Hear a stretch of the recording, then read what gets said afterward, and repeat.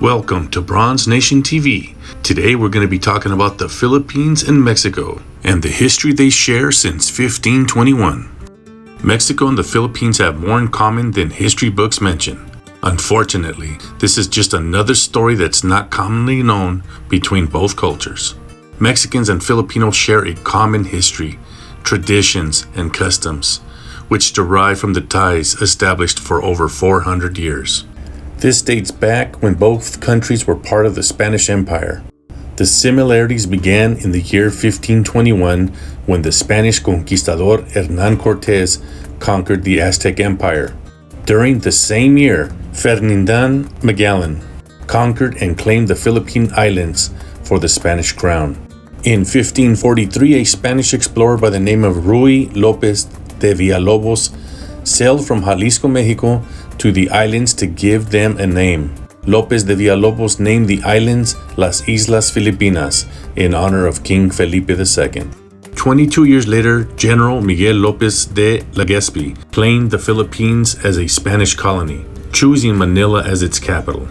In the same year of 1565, the Spanish initiated the Manila galleon trade route that lasted for over 250 years, until 1815 when the Mexican War of Independence broke out. So let us talk about the collaboration during these 250 years and begin by explaining why the Spanish crown used Mexico City as its central point rather than Spain itself to conquer the islands. Well, it was simple.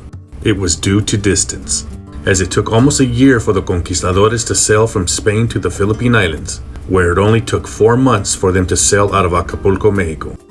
Due to the grand exchange between Mexico and the Philippines in those days, many cultural traits were adopted by one another. Tagalog, the Philippine language, has more than 10,000 words of Spanish origin and many words coming from Nahuatl.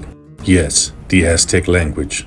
Both countries are very Catholic and share the same patron saint of La Virgen de Guadalupe and celebrate El Día de los Muertos, as they call it, Araw no Patay. Both Mexicans and Filipinos are extremely hard workers and both value family. Both cultures love to have parties, love music, dancing, and hosting.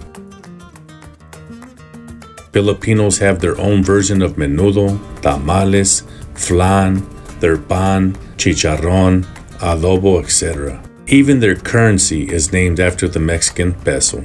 This 250-year bond led to an ethnic and cultural mingling. Many of the Filipino governors were Mexican Creole. Studies show that thousands of mestizos arrived to the islands, as well as a good amount of Filipinos making their way to Mexico. The Filipinos established themselves particularly in the west coast near the port town of Acapulco. Immediately they introduced some new drinks, food, and cultural games to the Mexicans. They introduced their delicious mangos, which are notorious throughout Mexico and the rest of the world. A game called Cara y Cruz is just a form of heads or tails. The Filipinos are master weavers. They use these skills to make palapas by weaving the palm branches together. These palapas were used for shade, and this technique was taught to the Mexicans. Even the word palapas derives from the Filipinos. Since the early Filipino settlers established themselves on the Mexican coast, they were also master fishermen. The Filipinos identified their little fishing boats as pangas. Today, that same word is used in Mexico to identify their fishing boats. In various areas on the coast of Mexico, there's a famous drink called tuba. Tuba was introduced by the Filipinos as well as the coconut trees. This fermented drink is made by extracting the palm sap from the coconut trees. Many historians say that the distillery methods used by the Filipinos were taught to the Mexican natives, making it easier for them to produce tequila. Let's fast forward. World War II, April 30th, 1945. Mexico sent their 201 Squadron, also known as the Aztec Eagles. This expeditionary air force was sent to Manila to assist the Filipinos against Japan. The Aztec Eagles flew more than 90 combat missions, totaling 1,900 hours of flight time. The 201st Mexican Squadron was given credit for putting out of action about 30,000 Japanese troops. Today in Manila, you will find a monument honoring the Mexican pilots for their heroic contributions. Let's fast forward and cross the Mexican border to Delano, California. Many of you have heard of the UFW, the United Farm Workers led by Cesar Chavez.